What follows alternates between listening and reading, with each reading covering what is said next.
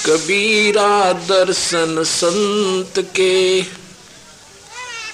साहेब आवे याद, लेखे में वाए घड़ी बाकी का समय बाद। साधु आवत देख के असी हमारी दे, माथे के घर उतरे नैनो बढ़ा सने। आवत साधु हर्षियो, आवत संत न हर्षिया, और जात न दीजारो, कह कबीरता दास की मुक्ति कदे ना हो। कहते हैं संत भक्त आत्मा जब दिखे खुश होवे और चाल जब आख्या में पानी आवे, यानी इतनी श्रद्धा बन जाए आपकी, कहते हैं फिर बेड़ा पार से अपने आप आस्था बन जाती है अपने भगवान में, गुरुदेव में। जब हम ईश्वर आराधना में सही ढंग से लग जाते हैं। कबीर साधु भूखा भाव का, धन का भूखा नाई, धन का भूखा जो फिरे सो तो साधु नाई। ये संता के लक्षण बताए कि जो पैसे मांगे, कई आका 8 ला दिया करे, मनो गुरु का भंडारा करना है पैसे दे दे, मनो गंगा जी ना कहना है पैसे कोई ना, फिर क्या 8 लाख दे जब तक तो पैसे ही नहीं है। तो भगवान ने तो न्यू बता रखा नाम में ही गंगा हवाई। ये शब्द गरीबदास निज नाम की नद पर भी नाई रे, या नाम रूपी गंगा में तो रोज नाले। तो वो लोग अच्छे नहीं होते क्योंकि वह फिर सुल्पे खींचे कि दारू पीने, तो वो संत नहीं होते। संत पैसे नहीं मांगया करे कदे भी। आप ते आवे रतन बरोबर, मांगया आवे लोहा। मांग लेते हैं वो तो लोहे बराबर से, संत मांगते नहीं। और कोई देता है तो उसके सतगुरु के चरणों में अपनी विधि से लगा देते हैं ताकि उनको पूरा लाभ मिल जाए। साधु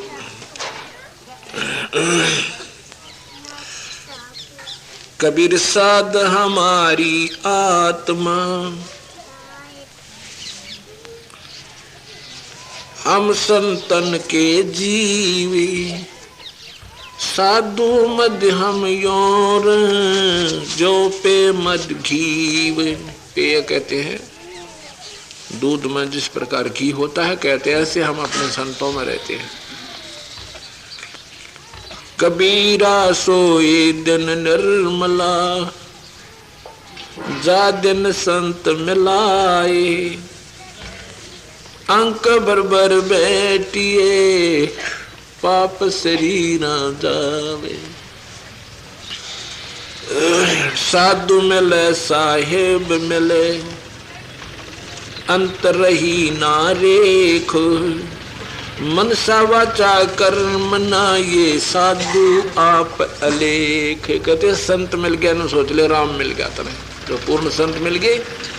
और संत में, पूरे संत में और उस भगवान में कहते कोई मंत्र मत समझा, मानो आप अलेख।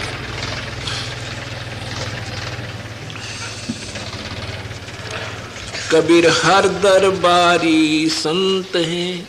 हरि के दरबारी माने उस दरबार के नौकर। जैसे कोई किसी ऑफिस में काम करता हो, चाहे वहाँ किसी भी छोटे भी रैंक पे क्यों ना हो, तो वो भी अपने साथियों को उस दफ्तर की सारी सुविधा 1 मिनट में घुमा दे सारे का। और ना तो उसमें जानती है ना भी अंदर प्रवेश करती हो समय भी, यानी डरसाला क्या करे। और एक भी वहाँ का कोई सेवक मिल जाए, वहाँ का कोई कर्मचारी अधिकारी मिल जाए, सारे को घुमा जाए, उसने कोई ना टोके। ऐसे कहते हैं हर हरि दरबारी साधु हैं, हरि दरबारी संत हैं। कौन से संत? जिनकी वहां पर उसमें सिर हो गया, आम संत नहीं, जिसका उसमें संपर्क हो चुका है, जो योग युक्त हो चुके हैं। उन संतों का उस दरबार में, भगवान के दरबार में उनका स्थान है, वो वहां के नौकर वाली है। उनसे जो संपर्क करता है फिर वहां की राहत वो अपने तुरंत दिवा देंगे। जैसे कबीर हरि दरबारी संत है, इनते सब कुछ होवे, वह बेग मिलाव राम को, इन्हें मिला जो खोए। जो कोई कहते हैं जल्दी ही भगवान मिला देंगे। किसको मिला देंगे? जो इनसे मिला हो, अर्थात अपने गुरुदेव में, संत में पूरी आस्था हो और वो जमा एक रस हो गए हो। यानी जिस प्रकार अपने प्यारे आदमी को ही सुविधा दिवाई जाती है कहीं भी ऑफिस की जाओ की चाल पूग हो सके, ऐसे ही सतगुरु महाराज बताओ भाई संत परमात्मा एक का मान ले। और संत गुरु, गुरु जो है आपका वही संत कहो, भगवान कहो, और किसी प्रकार उसको समझ के अपनी आस्था पूरी बना लो।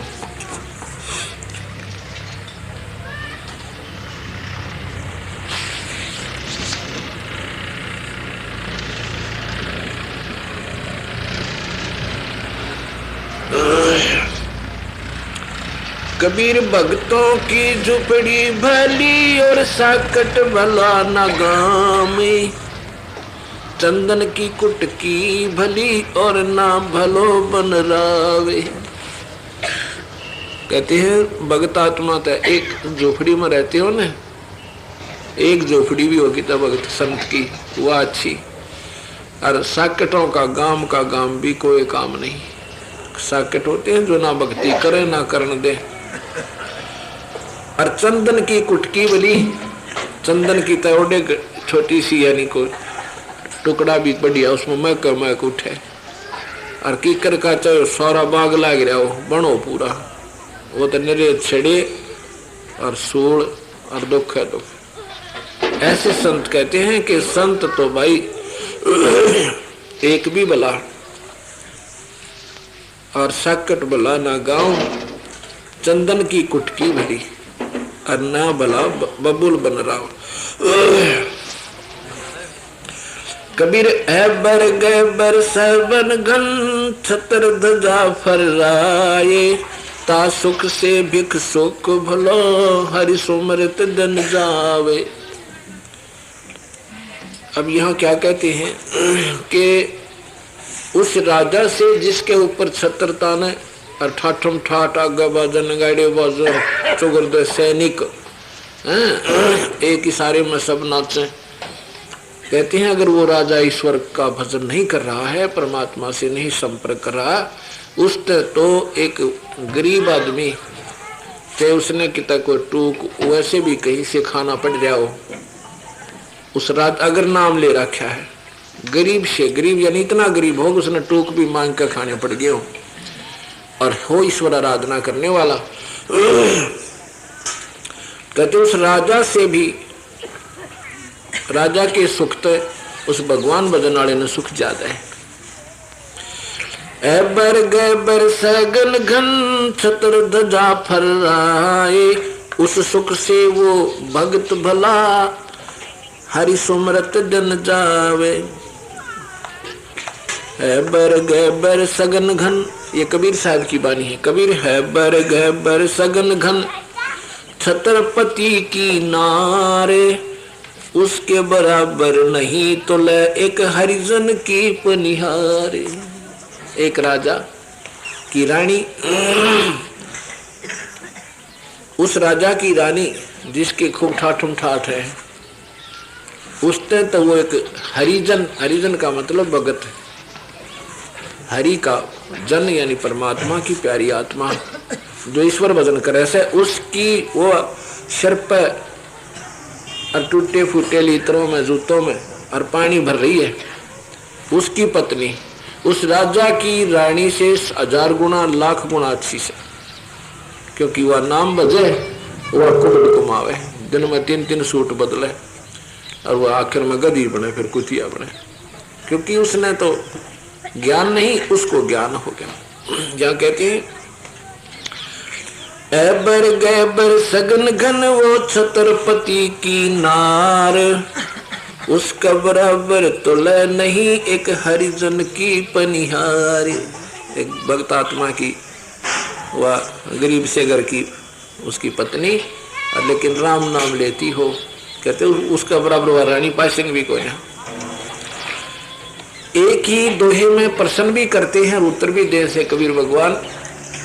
क्यों नरप नारी नींदिए पनिहारी को मान। आप प्रश्न करें भाई, नरप नारी यानी राजा की पत्नी को क्यों निंदा किया आपने, क्यों बिसराया, और उस पनिहारी को इतना सम्मान किस लिए दिया। इसी में उत्तर देते हैं, वह मांग सवार पीवे को वो नित सुमर राम। वह सारा दिन हार श्रृंगार में लगी रहे, वह अपना भजन करे, वह तो कुतिया बनेगी और वो अपना मुक्ति पावेगी। न्यो न्यो बिसराई भाई मने बंदी छोड़ के थे। क्यों नरप नारी नींदिए पनिहारी का मान। वह मांग संवार पीव को नित वो सुमर राम। कबीर सत्संग की सत्संग में साधन की कुटिया भली और साकट भली न माये। वो बैठी हरे यश सुने वो निंदा करने जावे।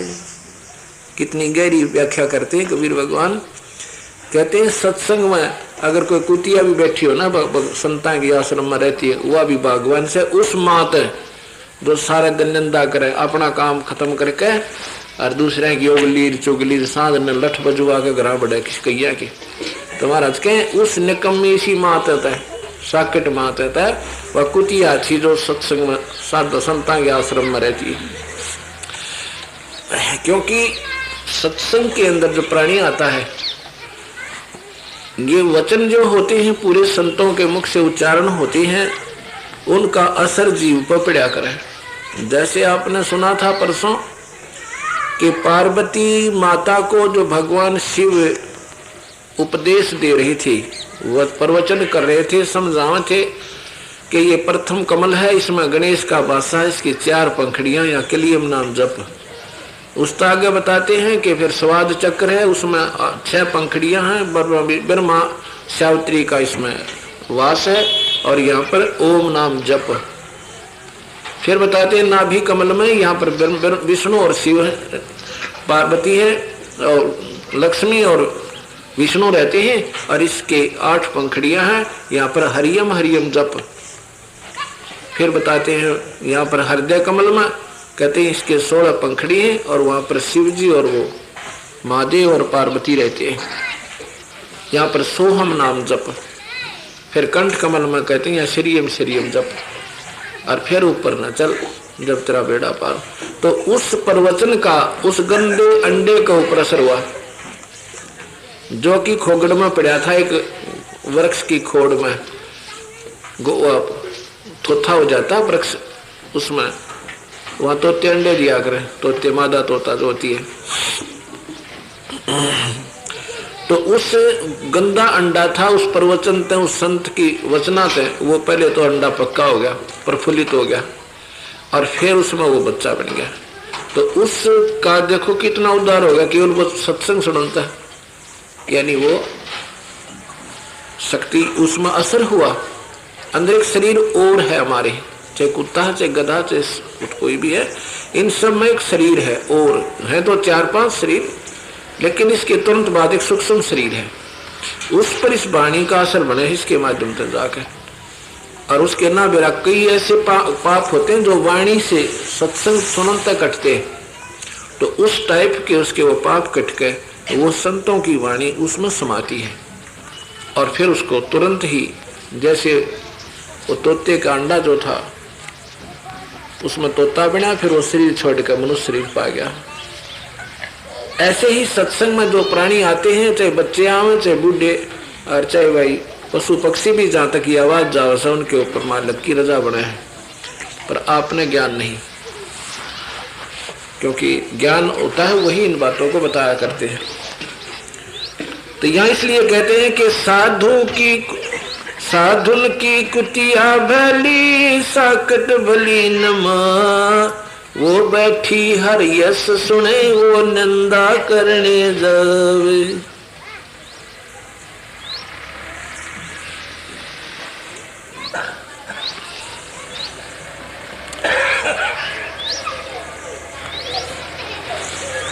कबीरा जात न पूछो संत की, भाई पूछ लीजिए ज्ञानी, मोल करो तलवार का तुम पड़ी रहन दो म्यान।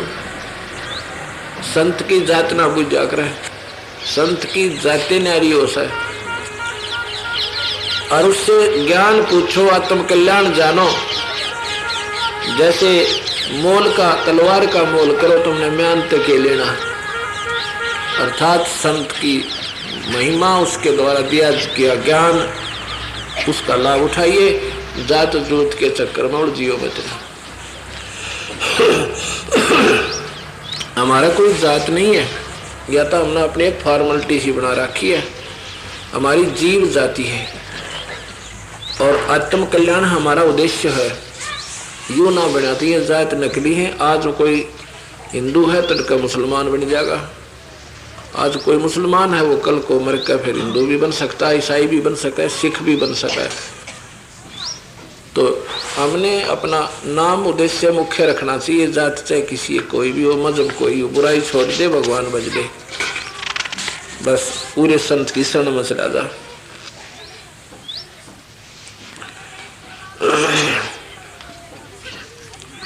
अब कहते हैं पूरे संत की, अब के जात बताऊं तेरे तो, कहाँ आकाश का फेरे है और कहाँ धरती का तोल, और के साधु की जात कहूं और क्या पारस का मोल।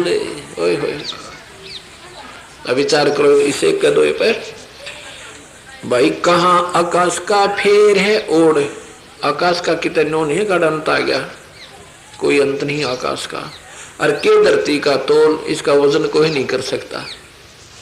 ऐसे ही संत की कोई जात का कोई हिसाब नहीं लगा सकते उसकी के जात से, वो ऐसे है जैसे संत की जात का के वर्णन करो, यानी जात का तात्पर्य होता उसकी महिमा। और कहाँ पारस का मोल, पारस एक पत्थर होता है, एक छोटा सा पत्थर का टुकड़ा अगर वो लोहे का लग जाए तुरंत सोना बना देता है। 100 मन लोहा पड़ा है, 100 के 100 का ला दे सारे ने सोना बना दे, उसमें कुछ ऐसी मालिक की कृपा रिएक्शन बनाए। अब नो के उस पारस का क्यों मोल लगाओ, क्यों लगेगा, कोई भी मोल कोई ना उसका था। 100 मन ने 1000 बनना, 10,000 मन लोहे ने सोना बना दे, वो तो उसको हिसाब ला के देखो, और भी बना दे, और भी बना दे, बनाए जा। तो ऐसे ही संत जो है, हम लोहे थे हमने सोना बनाते हैं, अपना उपदेश नाम रूपी पारस लाख है। तो उस संत की नो के जाए तो बताओ त्रेता ही। अब के महिमा गाई जा सकती है संत की। हम रांग थे, कल गधे बन जाने थे, कुत्ते बनना था, कुतिया बननी थी, और उन्होंने अपना दे के ये नाम रूपी पारस में सोना बना दिया। तो यहां सतगुरु महाराज कहते हैं भाई, कहाँ आकाश का फेरे है, कहाँ धरती का तोल, और के संत की जात कहूं भाई, कहाँ पारस का मोल। के मोल उस पारस पत्थर का कुछ नहीं कर सकते हम।